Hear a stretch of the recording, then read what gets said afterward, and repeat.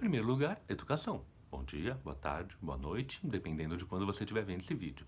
Segundo lugar, bem-vindo ao canal Preso na Língua. Eu sou Fernando Morato e estou tentando aqui franquear um pouco de acesso ao meu mundo da poesia, ao mundo que eu consegui montar com a minha prática, com a minha cultura, com a minha frequência a livros de poesia, com as minhas leituras, com os meus conhecimentos. E estou abrindo um caminho que é evidentemente um caminho muito pessoal, mas que pode ser dividido e ajudar a quem tenha vontade, quem tenha interesse, quem tenha disposição, a criar o seu próprio caminho dentro desse universo que é o universo da poesia. Hoje eu queria tocar um ponto que é bastante interessante. Muita gente me pergunta, e me perguntava durante aulas, o autor pensou mesmo tudo isso que você está lendo aqui? Não. Muitas vezes o autor não pensou. E essa é uma das grandezas da grande poesia. Ela não é 100% intencional. Ela é realmente fabricada, ela é feita, mas muitas vezes ela é também intuída. E enquanto intuição, ela pode revelar coisas que o próprio poeta não tinha tido condição de entender. Às vezes, ela pode revelar coisas à revelia do que o próprio poeta queria.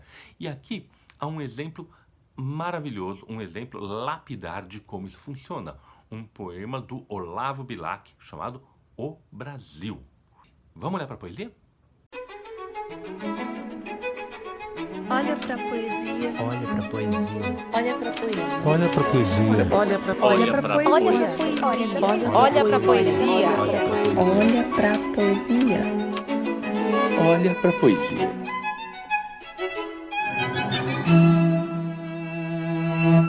Olavo Bilac é um autor que é dos mais importantes da história da cultura brasileira.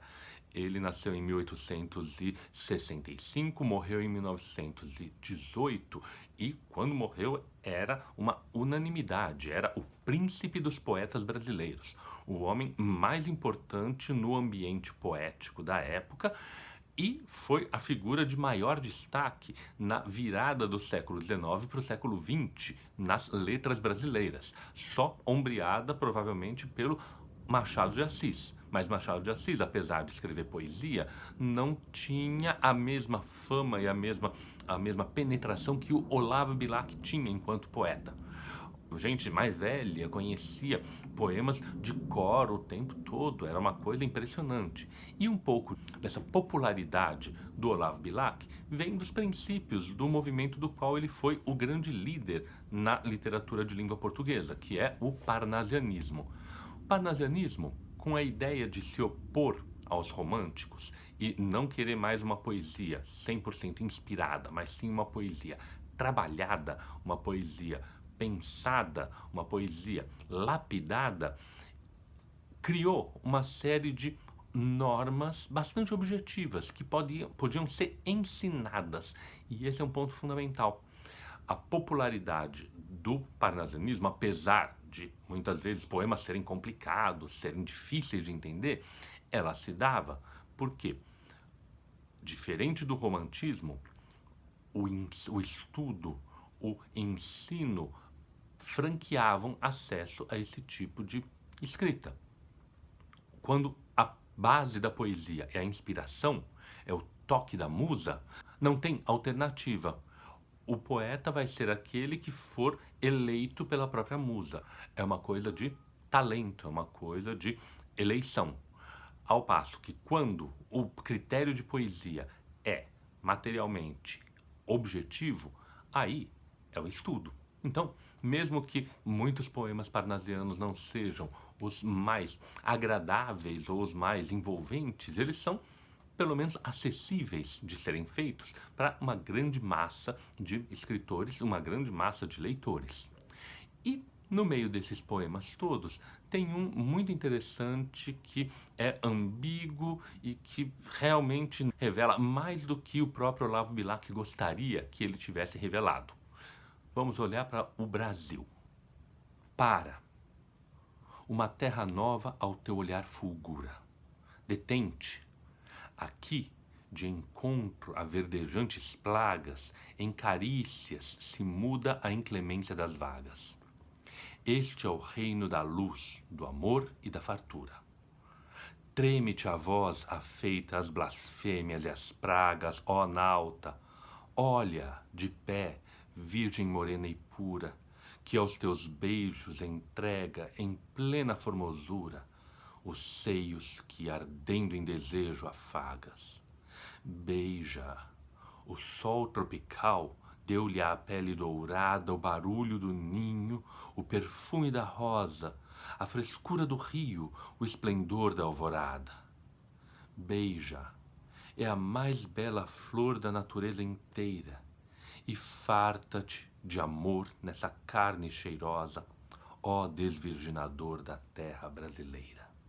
Antes de entrar no poema propriamente dito, só chamar a atenção para um detalhe técnico, que é a construção. O soneto, velho conhecido nosso, aqui usa um verso diferente, é o verso alexandrino, o verso de 12 sílabas, que foi incorporado à tradição de língua portuguesa, vindo da tradição francesa.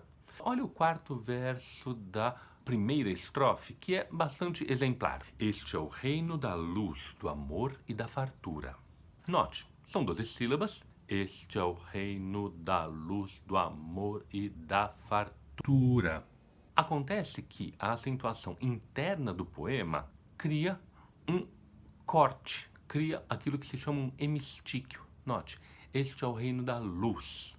Aqui a gente tem um corte, aqui a gente tem uma pausa, e essa pausa cai exatamente na sexta sílaba do verso, o que acaba resultando em que o verso alexandrino é, na verdade, uma aglutinação de 2 versos de 6 sílabas. Muito bem, feito esse parênteses, vamos olhar para o texto. O eu lírico fala com um interlocutor, na verdade ele dá ordens para esse interlocutor: para, detente, beija. São ordens diretas, são ordens que vão, desde o princípio, na descrição, inserindo algum elemento de sensualidade, quando ele fala que as ondas aqui acariciam, são carícias, já tem uma sugestão de certo erotismo, que era bastante comum na poesia parnasiana, como era também comum na pintura academicista contemporânea da poesia parnasiana. Esse erotismo que tem a ver com uma materialidade, que tem a ver com uma visão extremamente objetiva e carnal e táctil do objeto que está sendo descrito aqui, ele escorre para a segunda estrofe, quando a voz lírica diz: olha, de pé, virgem, morena e pura, descreve como uma mulher, e uma mulher que se entrega aos beijos desse nauta. O nauta que no primeiro verso dessa segunda estrofe é descrito que ele está acostumado às pragas, às blasfêmias, é um homem bruto, é um homem rude, que agora encontra com uma mulher, ou pelo menos o que parece ser a figura de uma mulher, bastante sedutora e que entrega à sua bruteza os seus seios ardentes de desejos. Quem tem desejos aqui é, em princípio, de acordo com o poema, essa mulher que está nua diante dele. Apesar de que quem tem mais entusiasmo na descrição é o nauta. A terceira estrofe, o primeiro terceto, avança nessa mesma direção. Fala para beijá-la, fala da questão da pele dourada, faz uma série de metáforas do ninho, do rio e tudo mais, para, na quarta estrofe, arrematar essa imagem que estava sendo construída, dizendo: farta-te nessa carne cheirosa. E aí, o último verso, num poema parnasiano, é normalmente chamado a chave de ouro, porque é um verso que procura ter um impacto. E aqui o impacto é chamar esse nauta de ó desvirginador da terra brasileira. Aqui o que acontece? Há um equívoco intencional de sobrepor o que era aquela imagem da possível índia nua que estava na praia, oferecendo-se aos beijos desse nauta.